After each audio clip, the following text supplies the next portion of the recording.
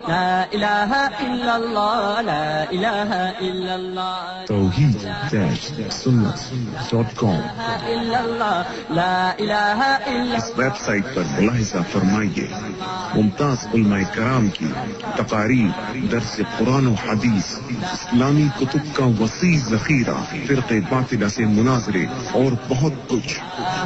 إلا الله لا إله إلا الله لا إله. ونعوذ بالله من شرور أنفسنا ومن سيئات أعمالنا من يهده الله فلا مضل له ومن يضلله فلا هادي له ونشهد أن لا إله إلا الله وحده لا شريك له ونشهد أن سيدنا وسندنا ونبينا وشفيعنا وهادينا ومرشدنا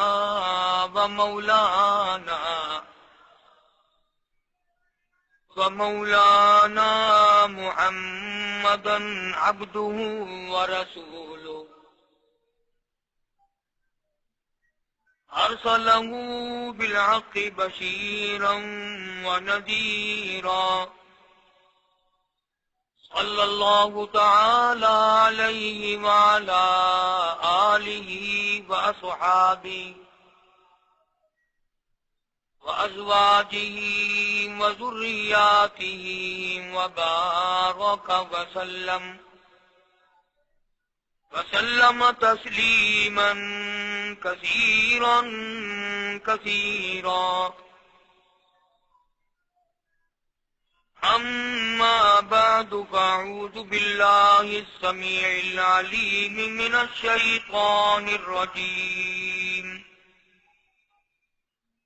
بسم الله الرحمن الرحيم.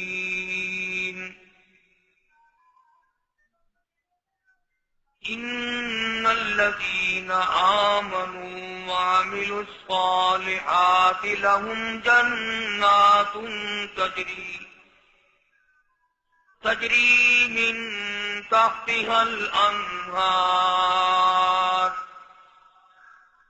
ذلك الفوز الكبير.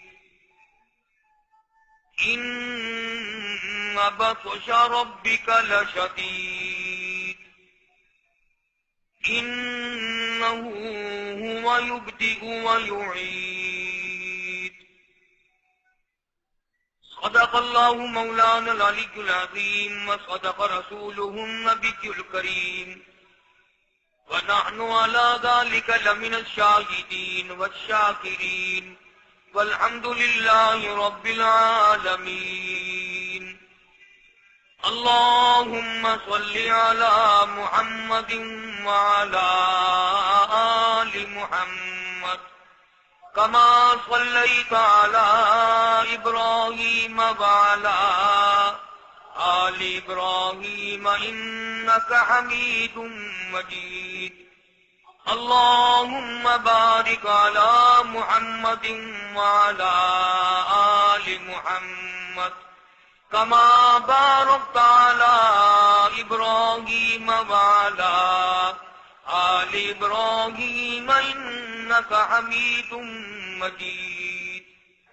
تیار کردہ سید اسلامی کانفرنس کا مدنی جامع مسجد بھاولپور روڈ ملتان. گزشتہ کئی جمعوں سے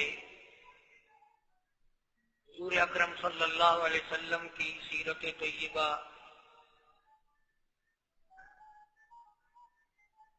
سرکار دو جہاں حضرت محمد الرسول اللہ صلی اللہ تعالی علیہ وسلم کے عادات و اخلاق، آپ کے خصائل و شمائل، حالات زندگی کا ذکر خیر کر رہا تھا. نبی کریم صلی اللہ علیہ وسلم کی ذات اقدس اتنی کریم ہے، اتنی رحیم ہے،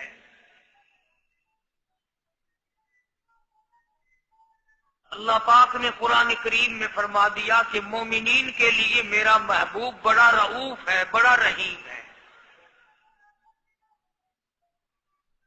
امت کے حالات کو دیکھ کر جلدی برداشتہ، دل برداشتہ نہیں ہو جاتے۔ بڑے سے بڑے وقت میں بھی سرکار مدینہ صلی اللہ تعالی علیہ وسلم نہ گھبرائے۔ امت کے بعد لوگوں کو یہ حصہ ملتا ہے اور بعض کو نہیں۔ اللہ تعالی ہم سب کو وسیع الظرف ہونے کی توفیق عطا فرمائے اور مزاج میں تحمل اور بردباری کی اللہ پاک ہم سب کو توفیق عطا فرمائے۔ ہے مسئلہ بڑا مشکل۔ اپنے مخالف کو دیکھ کر کے یہ بات کہہ دینا کہ میں نے تجھے معاف کر دیا، یہ بہت بڑی بات ہے۔ جنہوں نے رات دن دکھ دیے ہوں، راستوں میں کانٹے بچھائے ہوں، وہ عورت جو ہر روز کوڑا کرکٹ مٹی اکٹھا کر کے اور ٹوکری بھر کے کوٹھے پر بیٹھ جاتی تھی، سرکار مدینہ صلی اللہ علیہ وسلم کا انتظار کرتی تھی، حضرت کو دیکھ کر سر کے اوپر پھینکتی تھی۔ آپ اپنے سر مبارک کو جھاڑ کر گزر جاتے، کبھی سر اٹھا کے دیکھا نہیں یہ پھینکنے والا کون ہے۔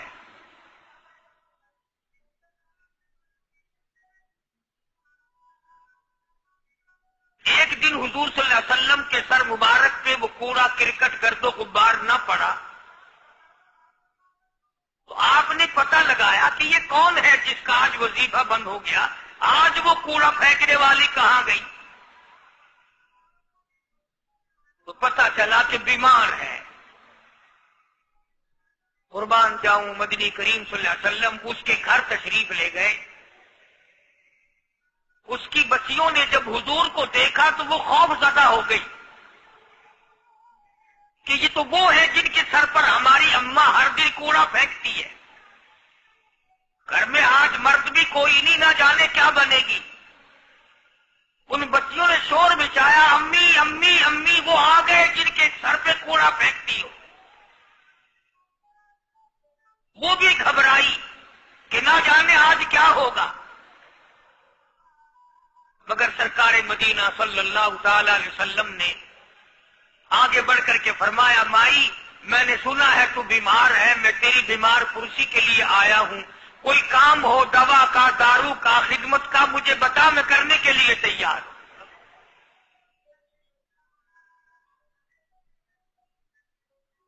وہ سوچنے پہ مجبور ہوئی، میں نے ساری عمر دشمنی کی، بے عزتی کی، امام الانبیاء کے سر مبارک پہ مٹی اور کوڑا، اور یہ میری بیمار پرسی اور تیمارداری کے لیے آئے۔ بس کھڑی ہو گئی اور کہنے لگی، کالی کملی والے اب دیر نہ لگا، جلدی کر کلمہ پڑھا، ایسا نہ ہو مخالفت اور دشمنی پہ دم نکل جائے۔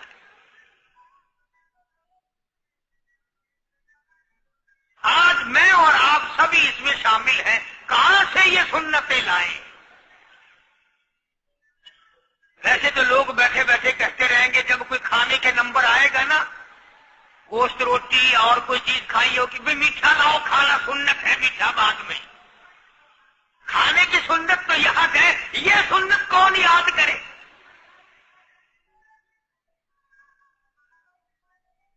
شادی کے بارے میں کہہ دیتے ہیں کہ سنت ہے، سنت ادا ہونی چاہیے۔ مطلب کی سنتیں بڑی یاد آتی ہیں ہم سب کے۔ ابتدا اسلام کا زمانہ تھا، حضور کریم صلی اللہ علیہ وسلم مکہ مکرمہ سے باہر تشریف لائے تو ایک مائی بوڑھی سر پہ گٹھڑی سامان کی ہے، ہاتھ میں پانی پینے کے لیے ایک لٹیا ہے، گڈوی ہے، باہر نکلی اور وہ سامان اٹھانے کی ہمت نہیں رکھتی۔ سرکار دو عالم صلی اللہ تعالی علیہ وسلم نے پوچھا مائی کدھر کا ارادہ ہے؟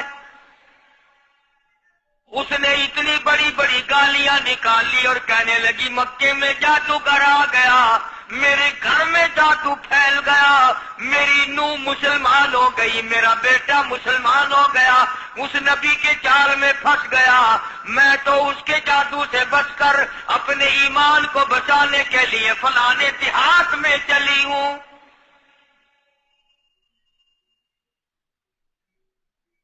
مدنی کریم صلی اللہ تعالی علیہ وسلم نے فرمایا مائی کمزوروں کا سامان اٹھانے کے لیے میں آیا ہوں، جس کا اس دنیا میں کوئی وارث نہیں اس کا وارث بننے کے لیے میں آیا ہوں، یہ سامان مجھے دے۔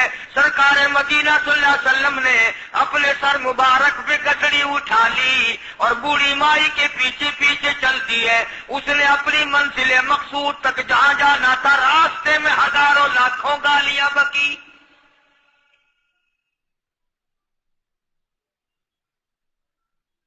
میرے گھر کا بیڑا غرق کر دیا، میرے گھر میں دین نیا پھیلا دیا، جادو پھیلا دیا، نئی نئی چیزیں آ گئی، پرانا دین ختم کر دیا، میرے گھر کی رسوائی ہو گئی، میں اپنا ایمان بچانے کے لیے آئی ہوں۔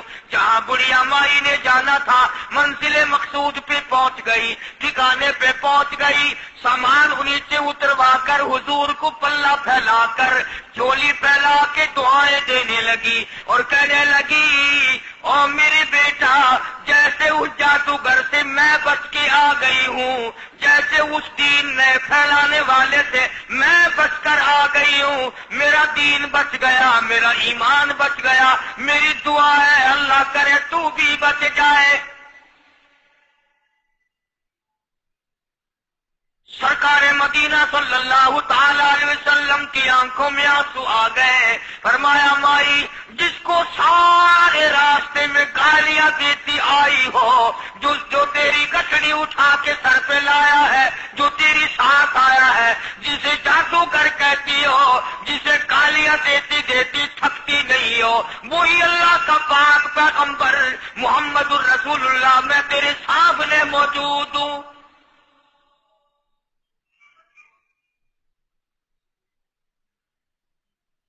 اٹھ کھڑی ہوئی، حضرت کے قدموں پہ گر پڑی اور کہنے لگی اگر تو وہ نبی ہے تو میں اشہد ان لا الہ الا اللہ واشہد ان محمد رسول اللہ، کلمہ پکار اٹھی۔ آج کہاں یہ چیزیں ملیں گی؟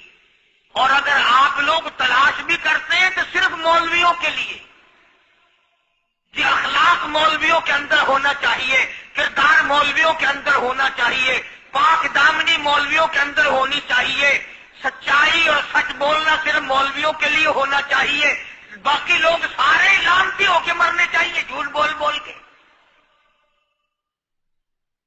اور خدا کا دروازہ تو سب کے لیے برابر ہے۔ یہ تمہیں کس نے تعلیم دی کہ سچ بولے تو مولوی اور حلال کھائے تو مولوی اور پاک دامن رہے تو مولوی، زنا سے بچے تو مولوی، قتل سے بچے، تمہارے لیے سب کو جائز ہے۔ یہ ایک ذہن ہے پوری دنیا کے مسلمانوں کا کہ جی ہم تو عوام ہیں، ہمارا کیا ہے۔ مدنی کریم صلی اللہ علیہ وسلم کا دین بادشاہ کے لیے، وزیر کے لیے، پیر اور فقیر کے لیے، ایک مزدور اور ایک عام آدمی کے لیے، سب کے لیے اللہ کا دین برابر ہے۔ اس میں کسی کے لحاظ نہیں کہ بھئی اس کا تو یوں کر دیا جائے چلو کوئی بات نہیں، وہاں کوئی بات نہیں تو مسئلہ ہی نہیں۔ جتنے سانس لے رہے ہو، جتنے بھی سانس آ جا رہے ہیں، تمام ایک ایک سانس کا حساب و کتاب ہوگا۔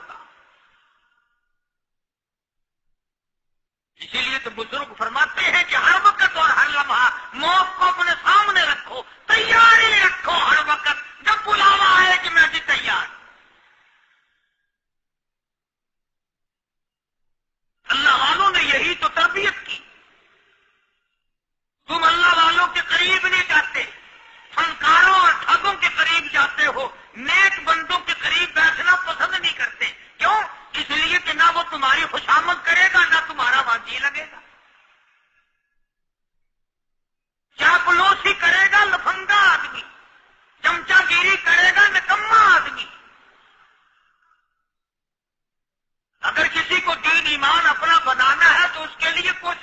پڑے گی.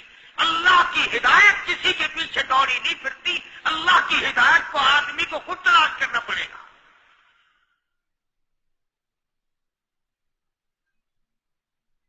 خدا کا جہنم اور خدا کی جنت دونوں چیزیں اس نے بنا دی اور اعلان کر دیا فمن شاء فلیؤمن ومن شاء فلیکفر.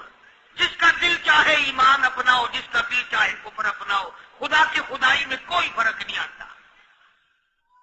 ساری دنیا اگر کفر سے بھر جائے تو خدا کی شان میں ایک ذرہ برابر فرق نہیں آتا.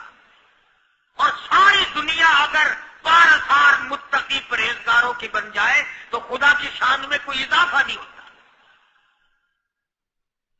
یہ تو بندہ جو کچھ بھی کرتا ہے اپنے لیے کرتا ہے. بازار میں جاؤ، جس کے پلے پیسہ ہو وہ جو چاہے سودا خرید لے. بس یہی بات ہے. قیامت میں بازار لگے گا. جس کے پاس نیکیاں ہوگی جنت ملے گی، ورنہ لعنت کے دریا میں ڈوب کر جہنم میں جائے گا. کوئی کسی کو نہیں بلا سکتا. فرمایا اولئک الذین اشتروا الضلالۃ بالہدی. فرمایا یہ وہ لوگ ہیں جنہوں نے گمراہی ہدایت کے بدلے خرید لی. اللہ تعالیٰ نے ہدایت دی، قرآن دیا، ایمان دیا، دین دیا، اسلام دیا. مدنی کریم صلی اللہ علیہ وسلم کی عظمت ملی، محبت ملی. اللہ کے پاک پیغمبر نے سب کچھ حوالے کر دیا اور آج اس کے بدلے میں گمراہی خرید لی. قرآن اعلان کرتا اولئک الذین اشتروا الضلالۃ بالہدی. یہ ہے وہ لوگ جنہوں نے گمراہی کے بدلے، ہدایت کے بدلے گمراہی خریدی. اور قرآن کے الفاظ تو سنو، خدا تمہیں نصیب کرے. کس وقت خریدی؟ فرمایا فما ربحت تجارتہم وما كانوا مهتدين. ہدایت ملنے کے بعد، مسلمان کے گھر میں پیدا ہونے کے بعد، مسلمان کہلانے کے بعد، ایماندار کہلانے کے بعد اتنی بدعملی، اتنی بدتمیزی، اتنا گناہ کیا کہ مرتے وقت ادھر دم نہیں چلا، ادھر جہنم میں پھینک دیا گیا.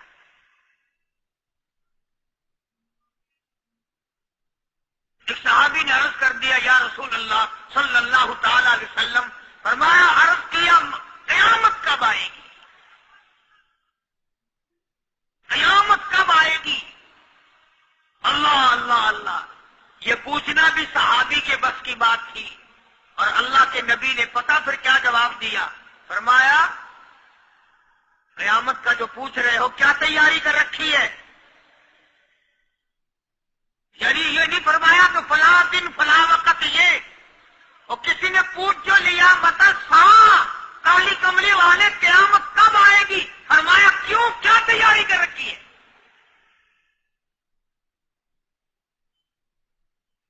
وہ بھی شاگرد کالی کملی والے کا تھا صلی اللہ علیہ وسلم. پوچھ تو بیٹھا، مرید حضور کا ہے، مقتدی حضور کا ہے، دیدار پیغمبر خدا صلی اللہ علیہ وسلم کا کرتا ہے. فوراً سنبھلا. اس نے پوچھا نا قیامت کب آئے گی؟ اللہ کے نبی نے جلال میں فرمایا کیا تیاری کر رکھی ہے؟ سارے کون سبحان اللہ. صحابی ایسا سنبھلا تو کہنے لگا آقا میرے پاس تیری محبت کے سوا اور کیا ہے؟ اللہ اللہ. کیا جواب دیا؟ ایسا آقا میرے پاس تیری محبت کے سوا اور کیا ہے؟ تم جیسا ہوتا تو کئی روزوں کا سہارا لگاتا، کوئی نمازوں کی بات کر کے کھو دیتا، کوئی سخاوت کی بات کر کے کھو دیتا. کیا جواب دیا ہے صحابی نے؟ تمہارے میرے دماغ میں بھی کبھی نہیں آیا ہوگا ساری عمر میں. کہتا کالی کملی والے میرے پلے تیری محبت کے سوا اور کیا ہے؟ صحابہ کہتے ہیں حضور صلی اللہ علیہ وسلم نے جو یہ الفاظ سنے مسکرا دیا. آج ہمارے پلے کیا تیاری کرو تیاری کرو، وقت آیا آیا وقت، قیامت آئی، موت آیا وقت، لیکن پھر بھی کوئی تیاری نہیں۔ اس لیے قرآن کریم للکار کے کہتا قل متاع الدنیا قلیل،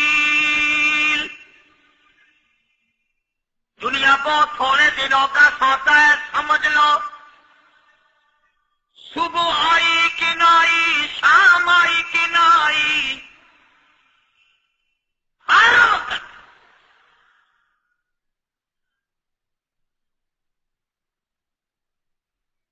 قرآن کریم نے ہر ممکن طریقے سے مسلمانوں کی تمام زندگی کے شعبات کو پورا کرنے کے لیے لاہ عمل دیا۔ میں ایک رخ آپ کو آج دینا چاہتا تھا، اور وہ یہ کہ نبی پاک صلی اللہ تعالی علیہ وسلم نے اس امت کے سامنے کس قسم کے نمونے نہیں رکھے۔ اخلاق و کردار میں سے کون سی بات حضور صلی اللہ علیہ وسلم نے چھوڑی؟ ہم اپنا پیٹ پہلے بھرتے ہیں، دوسرے کے لیے اگر سوچتے بھی ہیں تو وہ بھی بعد میں۔ یہاں معاملہ کچھ اور ہے۔ غزوہ خندق کا زمانہ ہے، مسلمانوں پہ بڑی تنگی اور بڑی پریشانی کا وقت ہے۔ یہاں تک کہ صحابہ کرام رضوان اللہ تعالی علیہم اجمعین کی جماعت کہتی ہے کہ حضور صلی اللہ علیہ وسلم کو صحابہ کرام نے دیکھا، ایک صحابی آپ کے سامنے حضور کے سامنے آیا اور اس نے اپنا کرتا اپنے پیٹ سے اٹھایا، اس نے بھوک کی وجہ سے اپنے پیٹ پہ ایک پتھر باندھا ہوا تھا، صحابہ کرام دیکھ رہے تھے۔ اس کے دیکھتے دیکھتے امام الانبیاء محبوب کبریا حضرت محمد مصطفیٰ صلی اللہ تعالی علیہ وسلم نے رحمت والے ہاتھوں سے جب اپنا کرتا اٹھایا، صحابہ کرام کی آنکھوں نے دیکھا حضور کے پیٹ پہ 2 پتھر بندھے ہوئے تھے۔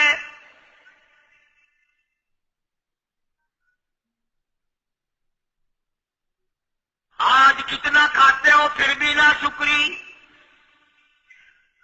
کتنا پیتے ہو پھر بھی نہ شکری،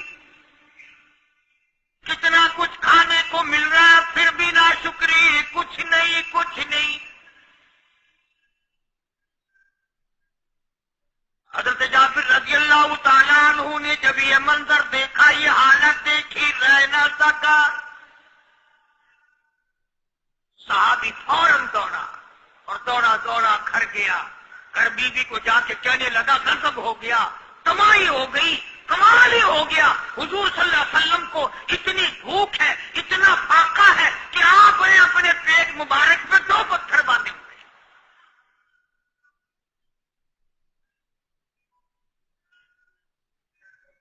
بیوی کہنے لگی جلدی جا کر کے حضور صلی اللہ علیہ وسلم کی دعوت کراؤ، ہم کھانا کھلائیں گے۔ یہ 2 سیر ہوں 1.5 سیر ہوں، یہ جو ہے یہ بکری کا بچہ ہے، ہم اسے ذبح کرتے ہیں، بہت جلدی تیار کرتے ہیں، میں ان کو پیستی ہوں اور تم جاؤ جا کے دعوت کا کہہ آؤ۔ حضرت جابر رضی اللہ تعالی عنہ حضور کریم صلی اللہ علیہ وسلم کی خدمت عالیہ میں آئے، چونکہ کھانے کی مقدار، آٹے کی مقدار بڑی تھوڑی تھی، حضور کے کان کو منہ لگا کر کے حضرت جابر نے کہا کہ یا رسول اللہ صلی اللہ علیہ وسلم، ایک تو آپ اور ایک یہ صحابی جس نے پیٹ پتھر باندھ رکھا ہے، اور اگر آپ کے علم میں ہو 1-2 اور ایسا ہی جو زیادہ بھوکا ہو، میرے گھر میں دعوت ہے، چلو۔ آپ لوگوں کا کھانا میرے یہاں ہے، ایک تو آپ اور یہ کیجیے جو ہم نے دیکھا پیٹ بکری پتھر باندھے پھر رہا ہے، کمر سیدھی نہیں ہو سکتی، اور ایک آدھا اور اسی قسم کا جو زیادہ تنگ ہو رہا ہو۔ جابر نے تو اتنی بات کہی، حضور کریم صلی اللہ تعالی علیہ وسلم ایک بہت بڑے پتھر پہ کھڑے ہو گئے اور اعلان کر دیا تمام کا تمام لشکر چلے، سب کی جابر کی گھر دعوت ہے۔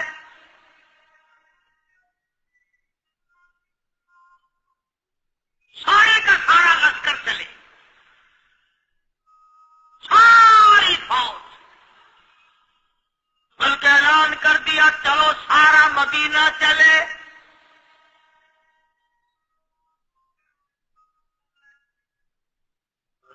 حضور رضی اللہ تعالیٰ عنہ وہیں تو کھڑے تھے. اس قدموں کے نیچے سے زمین نکل گئی کہ یہ کیا بنا.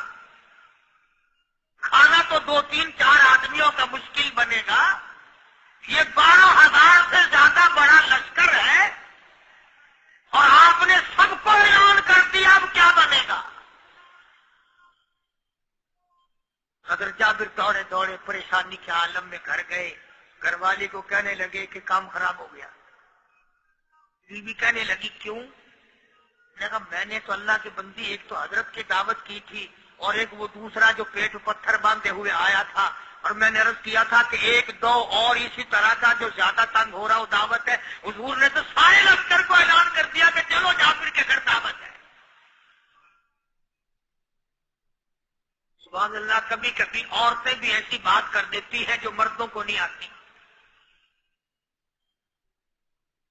اگر وہ اس زمانے میں عورتیں بھی کہاں, اب تو تلی لگانے والی تو ہیں, ماچس لگانے والی, جلتی پہ تیل چھڑکنے والی. تو کوئی مرد ہے وہ اتنی بات کہے یا تو بیٹھا سنتا رہا تاکہ اس کو کوئی جلدی قتل کرے تو میں رنڈن بنوں, بازار میں پھروں. دیر نہیں لگاتی, آگ لگاتی. حضرت جابر رضی اللہ تعالیٰ عنہ کی بیوی کہنے لگی آپ کو پریشانی کی کیا بات ہے, ایک بات بتاؤ. حضور کے کان مبارک میں آپ نے اپنے کھانے کی مقدار بتائی کہ نہیں؟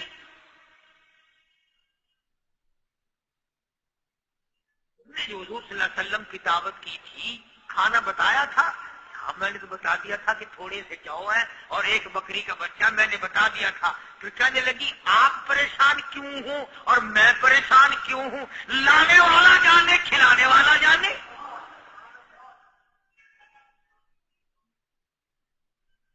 ہمیں پریشانی کی کیا بات ہے اس میں؟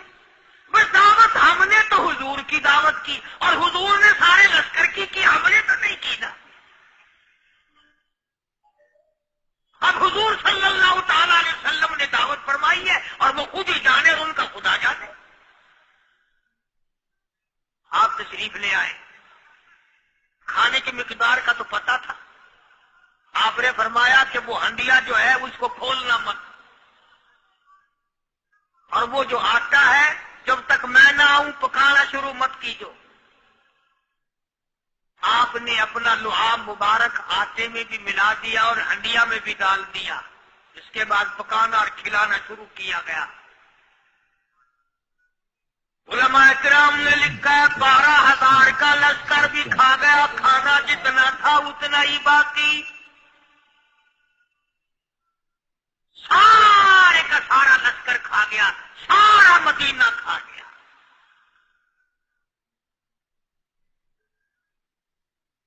اب یہاں سے یہ ہمارے زمانے کے جو مردوں کی کفن اتارنے والے لوگ ہیں وہ ختم کا ثبوت نکالتے ہیں یہاں سے کہ حضور صلی اللہ علیہ وسلم نے ختم دیا تو 12,000 آدمیوں نے کھا لیا. چلو ہم بھی مانتے ہیں آج یہ ختم دے کر 1 کا کھانا 2 کو تو کھلا کے دکھائے. ارے وہ تو معجزہ ہے محمد عربی صلی اللہ تعالی علیہ وسلم کا, اور وہ تو آپ کے لعاب مبارک کی برکت ہے, آپ کی دعا کی برکت ہے. یہ تمہیں کس نے بتایا کہ حضور صلی اللہ علیہ وسلم نے جابر کے کھانے پہ بیٹھ کر ختم پڑا تھا؟ یہ تو معجزہ ہے محمد عربی صلی اللہ تعالی علیہ وسلم کا, اور اللہ پاک نے نبی کے ہاتھ پر ہزاروں نہیں لاکھوں معجزات کا اظہار فرمایا.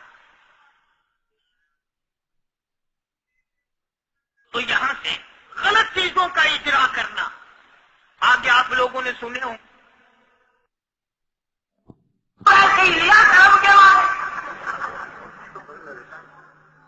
اصل مقصد تو ادھر ہی پہنچانا ہے.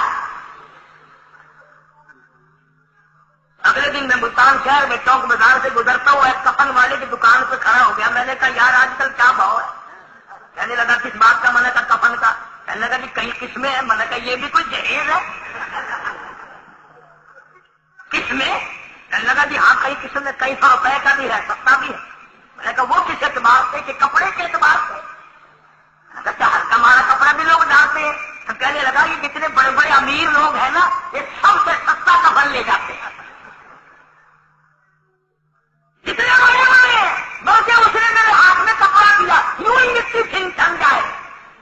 میں بڑا خوش ہوا، میں نے کہا جتنے بڑے بڑے امیر لوگ ہیں نا ان کو ایسا ہی کفن۔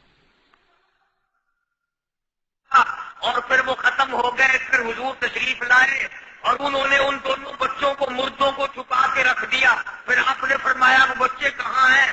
اور انہوں نے کہا کہ وہ تو سوئے ہوئے ہیں، کہ جب تک ان کو لاؤ گے نہیں اس وقت تک ہم کھاؤیں گے نہیں۔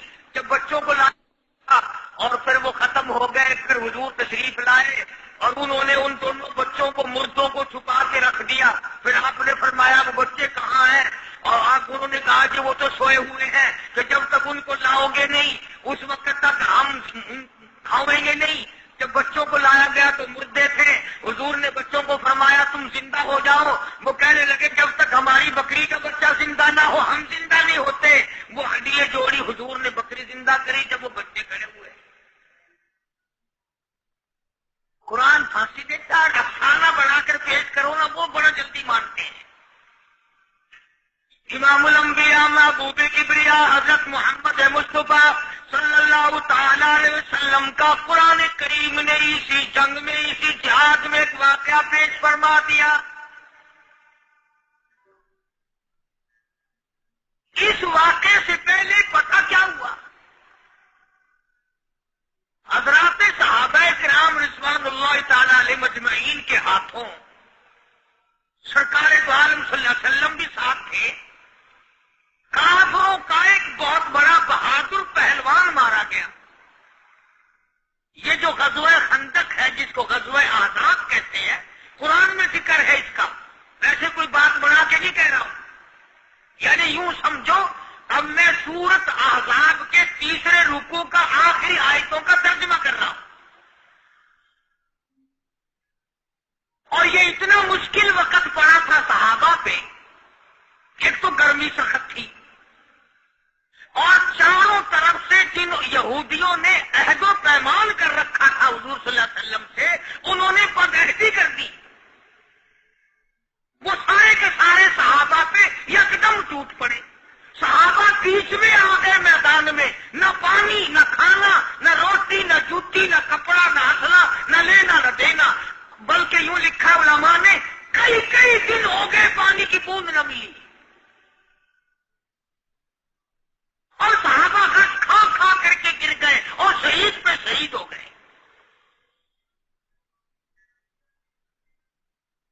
لیکن قربان جاؤں یہ قرآن اللہ کا تمہارے سامنے آج بھی موجود ہے، کسے پڑھ کے دیکھو۔ کبھی کسی صحابی نے ایسے وقت میں بھی یہ بات نہ کہی نبی صلی اللہ علیہ وسلم کو، یوں بھی تو نہیں کہا کہ اللہ کے نبی پہلے کچھ تیاری تو کیا کرو، یوں ہی خام خواہ کے مرا دیتے ہو بندے، پہلے موقع تو دیکھا کریں آپ ہو کیا رہا ہے، یوں ہی لوگ بھوکے پیاس سے مر گئے۔ نہیں، اتنی ثابت قدمی اور اتنا ایمان تھا، اتنا جذبہ تھا، حضور کی ذات پر اتنا یقین تھا صحابہ کو کہ آج اس دنیا میں جتنا یقین ایک صحابی کو تھا اربوں خربوں مسلمان مل کر بھی ایک صحابی کے برابر یقین پیدا نہیں کر سکتے۔ تو جب حضور صلی اللہ علیہ وسلم کے دیوانوں اور پروانوں اور مستانوں کے ہاتھوں کافروں کا ایک بہادر پہلوان مارا گیا اور لاش تھی مسلمانوں کے پاس، تو وہ کافر کہنے لگے کہ تم ہمارے بہادر کی لاش دے دو، ہم تمہیں 10,000 روپیہ دیں گے۔ اب ان کے پاس تو روپے کی کمی نہیں تھی اور یہ مسکین بھوکے اور فاقے تھے، اگر یہ یوں کہتے کہ نہیں بھی ہم تو 20,000 لیں گے تو وہ دے دیتے، ان کے پاس کمی نہیں تھی اور انہیں ضرورت تھی، کپڑا لے لیتے، کھانا لے لیتے، پریشانی دور کر لیتے، جنگ کا سامان بنا لیتے۔ مگر مدنی کریم صلی اللہ تعالی علیہ وسلم کے سامنے جب یہ بات رکھی کہ 10,000 روپیہ ہم دیتے ہیں، ہمارے بہادر کی لاش دے دو، حضور نے فرما دیا جاؤ اپنے بہادر کی لاش مفت میں لے جاؤ، ہم مردوں کی قیمت کھانے والے نہیں۔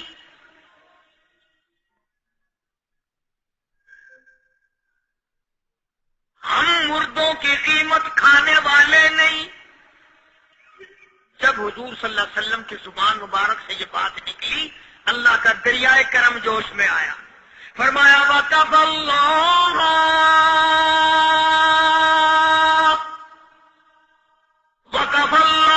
الْمُؤْمِنِينَ الْقِتَالَ. فرمایا میرے نبی اب آپ اطمینان رکھیں، کوئی ضرورت نہیں، اب میں تیرا خدا خود ان سے جنگ کروں گا، اب میں لڑوں گا ان سے. اور اس کے بعد اللہ تعالیٰ نے یہ برکت دی کہ ایک آدمی یا دو آدمیوں کا کھانا اللہ تعالیٰ نے 12,000 کو کھلا دیا. تو ان چیزوں سے معجزات کا ظہور ہوتا ہے.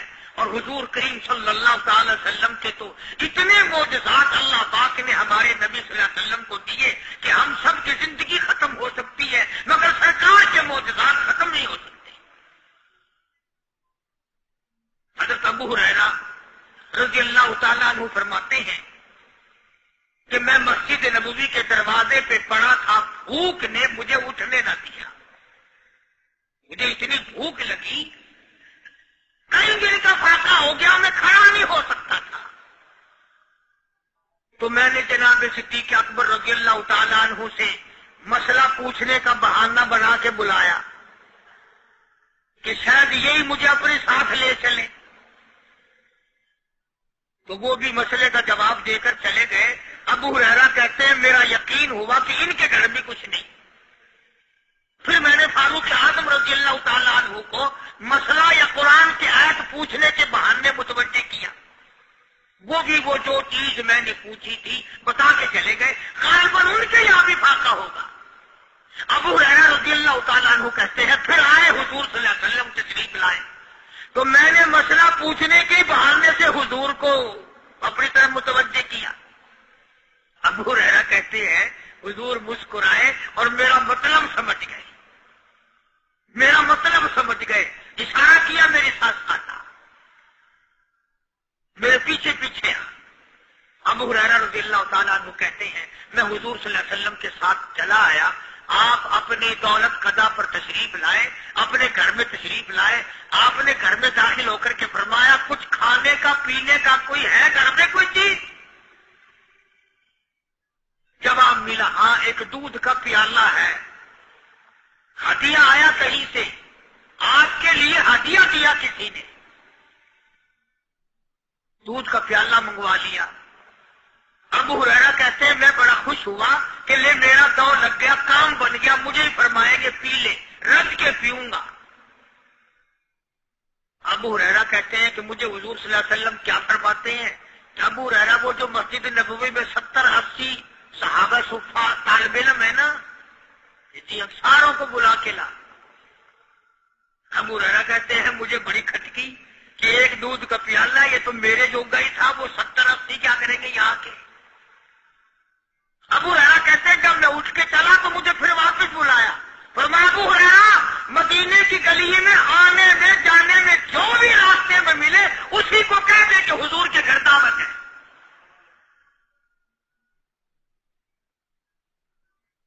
ابو ہریرہ کہتا ہے کہ میں اقرار بھی میں نے کرنا ہی تھا کہ جی ہاں کہوں گا، پر دل میں بھی سوچ رہا ہوں کہ ہے تو ایک ہی پیالہ.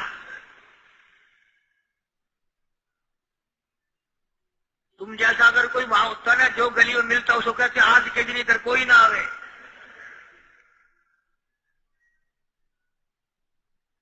وہ تو صحابہ تھے نا، اشاروں پہ جان دیتے تھے.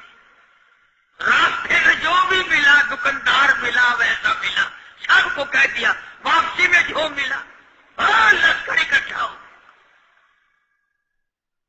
سب بیٹھ گئے. ابو ہریرہ رضی اللہ تعالیٰ عنہ کہتے ہیں اب میں نے دل میں ایک پروگرام بنایا. مجھے عادت شریفہ کا پتہ تھا کہ دائیں طرف سے شروع فرمایا کرتے تھے کوئی چیز تقسیم کرنا یا کھلانا یا پلانا. میں نے دل میں پروگرام بنایا کہ دائیں طرف شروع میں بیٹھ جاؤں گا، آگے بچے یا نہ بچے میں تو دو لگاؤں گا نا اپنا پہلے، میرا نمبر تو لگ ہی جائے گا.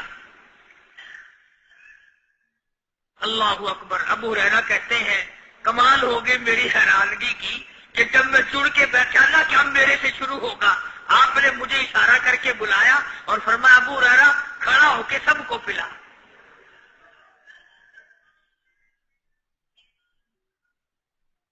حضرت ابو ہریرہ رضی اللہ تعالیٰ عنہ کہتے میری تسلی ہو گئی کہ بس اب تو مجھے مل گیا، اور میرا نمبر بعد میں ہی آنا کیسے بچے گا۔ اللہ غنی ابو ہریرہ رضی اللہ تعالیٰ عنہ کہتے ہیں میں نے دائیں طرف سے شروع کیا، سینکڑوں سے زیادہ کتنے لوگ تھے جنہوں نے رج رج کے پیا، رج رج کے پیا، سیر ہو کے پیا، سارا لشکر پی کے چلا گیا۔ اس کے بعد سرکار مدینہ صلی اللہ علیہ وسلم نے فرمایا لے ابو ہریرہ اب تو باقی اور میں باقی۔ ابو ہریرہ کہتے میں نے عرض کیا میرے آقا آپ نے بھی تو نوش نہیں فرمایا، آپ پہلے پیے۔ فرمایا نہیں میں نہ پیوں، ساری امت کو پلا کے پھر پیوں گا۔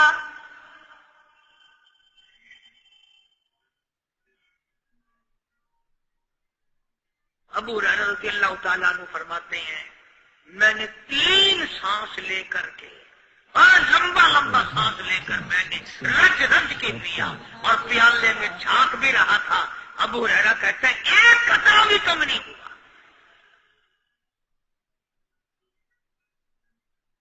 اور یہ الفاظ سن کر آج لکھ کر لے جاؤ۔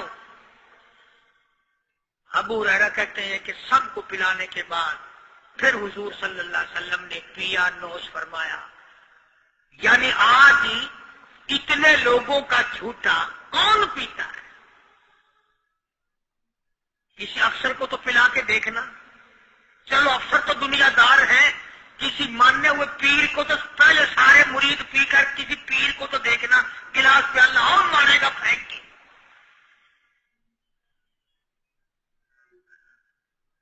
اپنا پیا ہوا تو وہ مریدین کو دے دے گا کہ سارے پی لو تبرک ہے یہ، لیکن مریدوں کا جھوٹا وہ کیسے پیے گا؟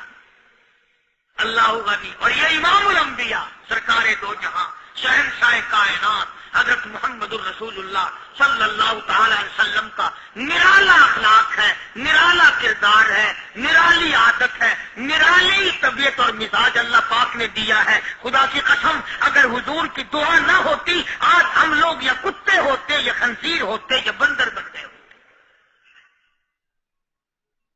آج اس محبوب کی دعا کے صدقے میں تم انسانیت اور آدمی کے روپ میں پھرتے،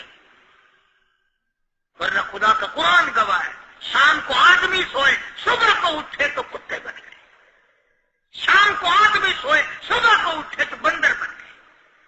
آج کون سا گناہ ہم لوگوں نے نہیں کیا ہوا؟ جھوٹ نہیں بولتے، شراب نوشی نہیں کرتے، بدکاری نہیں کرتے، کیا نہیں کرتے ہم؟ جناب مدنی کریم صلی اللہ تعالی علیہ وسلم نے سر بسجود ہو کر کے دعا مانگی، الہی او میرے پروردگار، او میرے مالک بے نیاز۔ آواز آئی جی میرے محبوب، عرض کیا الہی میری امت کی شکل نہ بدلے، قیامت میں حساب و کتاب ہو جائے۔ آواز آئی ہم نے منظور کر لیا، پھر دعا مانگی الہی میری امت پہ یکدم قحط کا عذاب نہ آئے، بھوک کا عذاب نہ آئے، پیاس کا عذاب نہ آئے۔ وما كان الله ليعذبهم وأنت فيهم وما كان الله معذبهم وهم يستغفرون۔ میرے محبوب جب تک آپ ہی لوگوں میں ہیں میرا وعدہ رہا میں کوئی عذاب ان کو نہیں دوں گا۔ حضور صلی اللہ علیہ وسلم ساری رات رویا کرتے تھے، الہی میں نہیں، میرے نام لیوا جتنے ہیں میں تو سب کے لیے دعا کرتا۔ آج اس نبی کی دعا کی قدر نہیں کرتے، تم نمازوں کی پرواہ نہیں کرتے، حرام و حلال کی پرواہ نہیں کرتے۔ نوجوانوں ہم نے کتنی جوانی خاک میں ملتی دیکھی، ہم نے بڑے بڑے کریئر جوانوں کے جنازے اٹھتے دیکھے، کس ہوا میں ہو۔ اب بھی وقت ہے کہ توبہ کر کے آدمی سیدھا جائے اور اپنی گناہوں پہ ندامت کے آنسو بہائے اور نماز کا پابندی سے حساب و کتاب کر کے نماز پڑھے، روزے کی پابندی کرے، صبح شام اللہ سے پناہ مانگے۔ میرا عرض کرنے کا مطلب یہ تھا کہ حضور کریم صلی اللہ علیہ وسلم کے معجزات بڑے بے شمار ہیں اور امت کے افراد بھی کوئی کمی نہیں ہے، تو ہم سب کو چاہیے کہ ہم قدردانی کریں اور اپنے آپ کو آخرت کے لیے جس قدر ممکن ہو سکے تیاری کریں۔ آج کل بڑی رات ہے، سویرے اٹھو، کم سے کم صبح و شام ہر آدمی ایک تسبیح درود شریف کی، ایک تسبیح استغفار کی اور ایک تسبیح تیسرے کلمے کی، یہ تو کم سے کم ہو ہی جائے۔ بکواس کرتے سو جاتے ہیں، بکواس کرتے اٹھ جاتے ہیں، بھلا ہے کوئی زندگی کا معاملہ؟ اللہ سے معافی مانگتا سو جا اور معافی مانگتا اٹھ جا، خدا کی قسم اللہ کا دریائے کرم جوش میں آئے گا۔ تو یہ ساری چیزیں میں نے لیے عرض کی، تو وقت پورا کرنے والا حساب نہیں کہ نہ جانے کس کو توبہ کی توفیق ہو جائے۔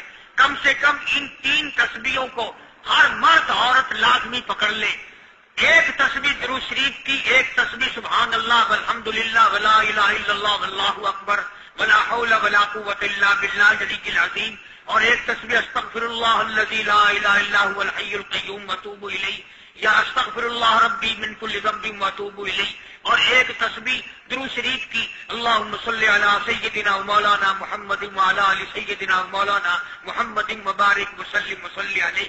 جب ایک مرتبہ درود بندہ پڑھے گا 10 بار اللہ کی رحمت آئے گی، 10 گناہ معاف ہوں گے، 10 درجے بلند ہوں گے، 10 خطائیں معاف کر دی جائیں گی، تو کتنا بڑا اجر ہے۔ خصوصاً بوڑھوں کو چاہیے کہ وہ گپوں میں اپنا وقت خراب نہ کریں۔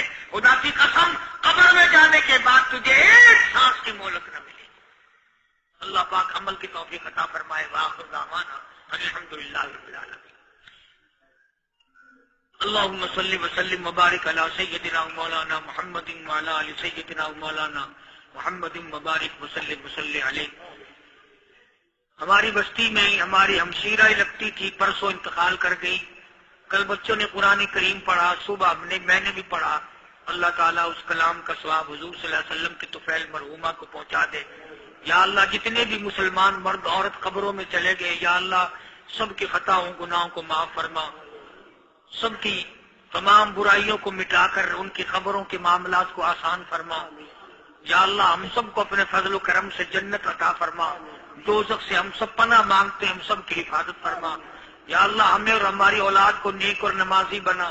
یا اللہ پریشانیوں کو دور فرما، جو بیمار ہیں سب کو شفا کاملہ عطا فرما۔ صوفی عبد الغفار کوئی بتا رہے ہیں بیمار ہے، اللہ پاک شفا کاملہ عطا فرمائے۔ مولانا محمد اسحاق صاحب کراچی والے بتلا رہے ہیں کوئی بیمار ہے، اللہ پاک شفا کاملہ عطا فرمائے۔ یہ سلیمان اس کا پوتا بیمار ہے، اللہ پاک شفا دے۔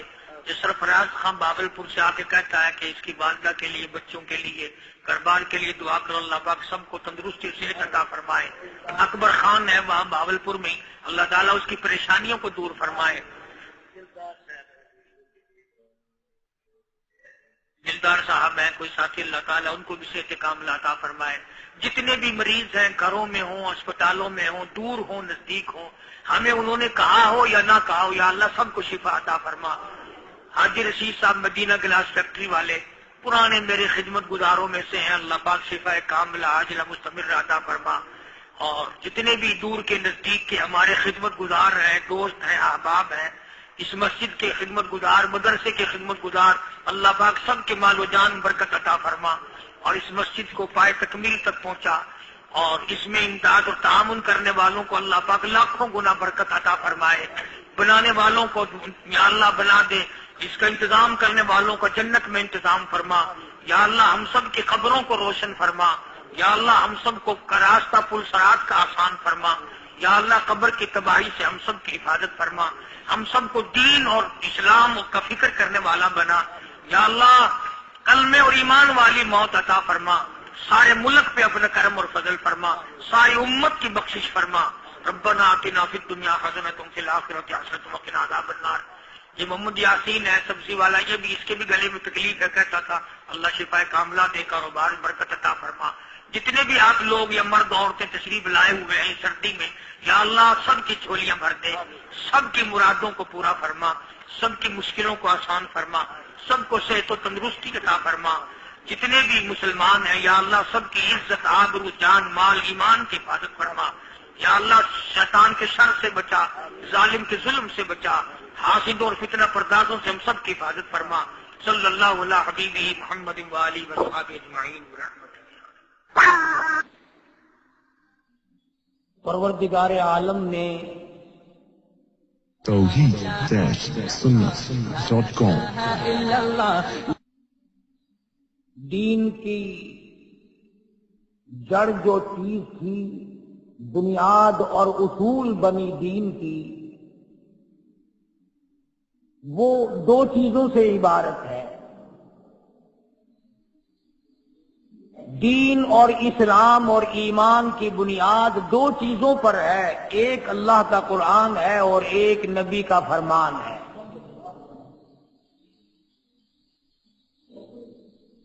دین کی بنیاد، دین کی جڑ، دین کی اساس، ایمان کی اصول کی تمام چیزوں کی بنیاد اور بیخ اور جڑ جو ہے وہ دو چیزیں ہیں، ایک اللہ کا قرآن کریم ہے اور ایک محمد عربی صلی اللہ علیہ وسلم کا فرمان ہے۔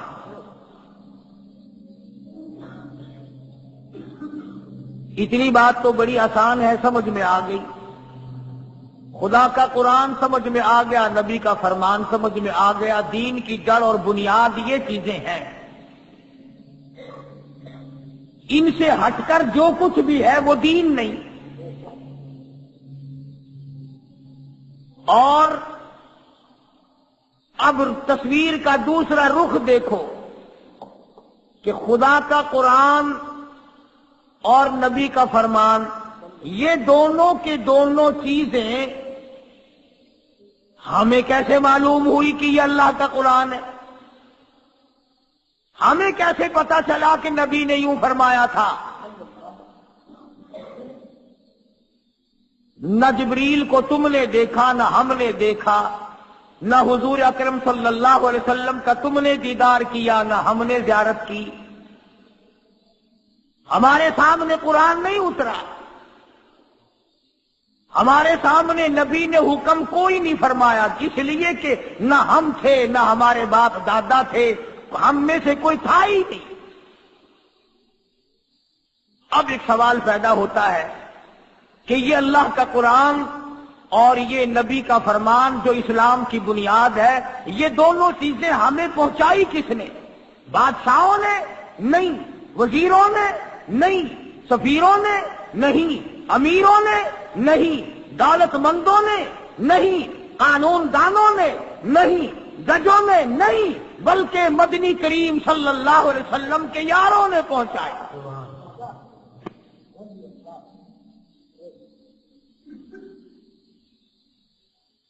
صحابہ کرام رضوان اللہ تعالی علیہم اجمعین کی جماعت میں سے کوئی صحابی خود نہیں بنا، بلکہ اللہ پاک نے ان کا انتخاب فرمایا۔ نبی کا صحابی خود کوئی بھی نہیں بنا، کوئی صحابیات میں سے، کوئی صحابہ کرام میں سے از خود نہیں بنا، اپنے نبی کے لیے معاون، مددگار، جانثار، وفادار، اچھے چن کر کے یار اللہ پاک نے اپنے محبوب کو دیے۔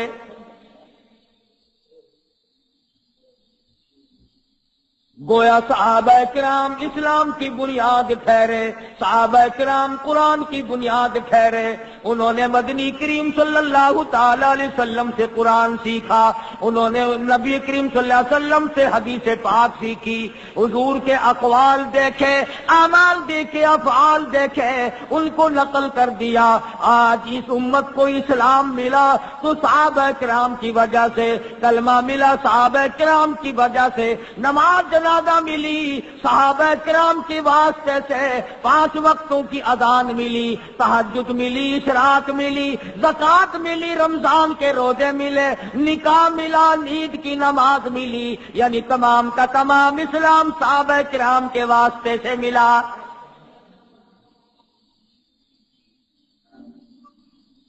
اب اگر ہم میں سے کوئی صحابہ کرام کا اعتبار نہیں کرتا، مدنی کریم صلی اللہ علیہ وسلم کے یاروں کا اعتبار نہیں کرتا، اس کا کلمہ صحیح نہیں، اس کا قرآن صحیح نہیں، اس کا رمضان صحیح نہیں، اس کا نکاح صحیح نہیں، اس کی شادی صحیح نہیں، اس کی نماز جنازہ صحیح نہیں، اس لیے صحابہ کرام پہ لازمی یقین کرنا پڑے گا۔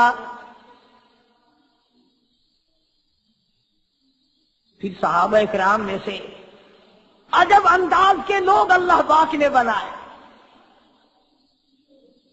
وہ جانثار بھی تھے، وہ وفادار بھی تھے، وہ سچے عاشق بھی تھے۔ ایک صحابی مدنی کریم صلی اللہ علیہ وسلم کی خدمت میں دیہات کے رہنے والا جٹ آدمی ہے، دیہات کا باشندہ عربی ہے، حضور کی خدمت میں سونے کی انگوٹھی پہن کر آ گیا، سونے کی مندری پہن کر آ گیا۔ آپ نے یوں سمجھ کر دیہات کا باشندہ ہے، غریب کو مسئلے کا پتہ نہیں، غریب کو میرے حکموں کا پتہ نہیں چلا، ہاتھ پکڑا اور سونے کی انگوٹھی نکال کر پھینک دی اور فرمایا تجھے علم ہونا چاہیے، سونا مردوں کے لیے پہننا حرام ہے۔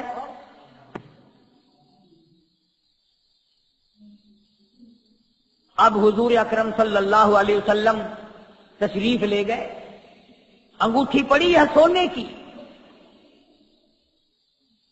دھیان کرنا، صحابہ کرام کافی سارے دیکھ رہے تھے، قریب آئے اور فرمانے لگے کہ اٹھا لے، بیٹی کو دے دینا پہننا جائز ہے، بیوی کو دے دینا، بہن کو دے دینا، گھر میں دے دینا، عورتوں کے لیے سونا پہننا جائز ہے، اٹھا لے، بیچ کر پیسے بنا لے، کپڑا خرید لے اور کھانے پینے کا سامان لے لینا، یہ انگوٹھی اپنی اٹھا لے، آخر 2-4 ماسے کی ہوگی، کسی نہ کسی وزن کی بھی ہوگی، اور غربت کا زمانہ ہے، ضرورت کا زمانہ ہے۔ تمام صحابہ کہتے ہیں اٹھا لے، پر وہ نوجوان کہنے لگا قیامت آ سکتی ہے، میں اس سونے کی انگوٹھی کو نہیں اٹھاؤں گا۔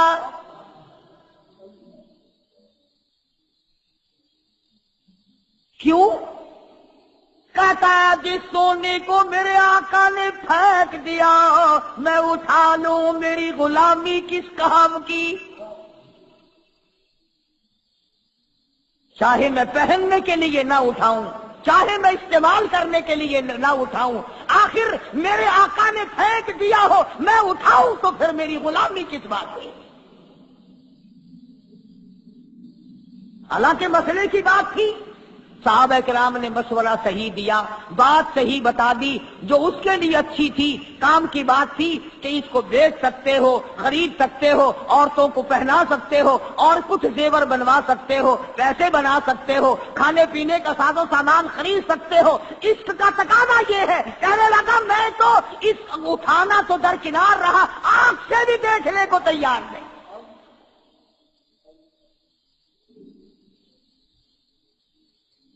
یہی وجہ جو لوگ عاشق ہوا کرتے ہیں وہ عمل کرتے ہیں سیدھا سیدھا، انہی کو کہتا جنہوں کا عشق صادق ہے وہ کب فریاد کرتے ہیں، جنہوں کا عشق صادق ہے وہ کب فریاد کرتے ہیں، لبوں پہ مہر خاموشی دلوں میں یاد کرتے ہیں، لبوں پہ نعرے نہیں لگاتے پھرتے، شور نہیں مچاتے پھرتے، ہنگامہ نہیں کرتے پھرتے، لیکن دل جلے ہوئے رہتے ہیں، محبت کی آگ میں جل جل کر کے دل ختم ہو جاتے ہیں، انہیں اندازہ ہی نہیں ہوتا اس بات کا۔ یہ تو نبی کا عشق ہے، اگر ایک آدمی کے ساتھ عشق ہو جائے تو وہ بھی مولا ہو جاتا ہے۔ واقعات میں لکھا ہے کہ ایک آدمی نماز پڑھ رہا تھا، ایک آدمی نماز پڑھ رہا تھا، مجنو آگے سے نکل گیا، کوئی صوفی آدمی تھا، نیت توڑ کے پکڑ لیا کہ میرے آگے سے کیوں نکلا، میرے آگے سے کیوں گزرا؟ مجنو کہنے لگا تیری نماز ہی نہیں ہوئی، دوبارہ جا کے پڑھ۔ وہ کہنے لگا نکلا تو، نماز میری نہیں ہوئی، کیوں نہیں میری نماز ہوئی؟ آگے سے تو گزرا میرے سے، میری نماز کے آگے سے گزرا تو ہے، نماز میری نہیں ہوئی۔ کہنے لگا ہاں ہاں، ایک بندے کے عشق میں مجھے تو نظر نہیں آیا اور تو خدا کی نماز پڑھ رہا تھا اور مجھے دیکھ لیا. تیری کیسی نماز ہے؟ کیسی بندگی کر رہا تھا کہ تجھے میں نظر آ گیا؟ دوبارہ پڑھ جا کے. اسی کو کہتا ہے کہ سرب سجود ہوں مگر عزم میں پختگی نہیں. سرب سجود ہوں مگر عزم میں پختگی نہیں. اور قائل بندگی تو ہوں قابل بندگی نہیں. سجدے کا مزہ، سجدے کا لطف، سجدے کا کیف، سجدے کی لذت ان سے جا کے پوچھو. نہ مسجد میں نہ بیت اللہ کی دیواروں کے سائے میں نماز عشق ادا ہوتی ہے تلواروں کے سائے میں. ان سے جا کے پوچھو جنہوں نے سجدے میں سر کٹا دیے کتنی لذت آئی، کتنی حلاوت ملی، کتنا مزہ آیا، کس قدر لطف اندوز ہوئے. توحید-سنت.com إلا الله. مجنو کو کسی نے دیکھا زمین میں بیٹھا ہوا لکیریں نکال رہا ہے، انگلی سے کچھ لکھتا ہے، پھر لکھتا ہے، پھر لکھتا ہے.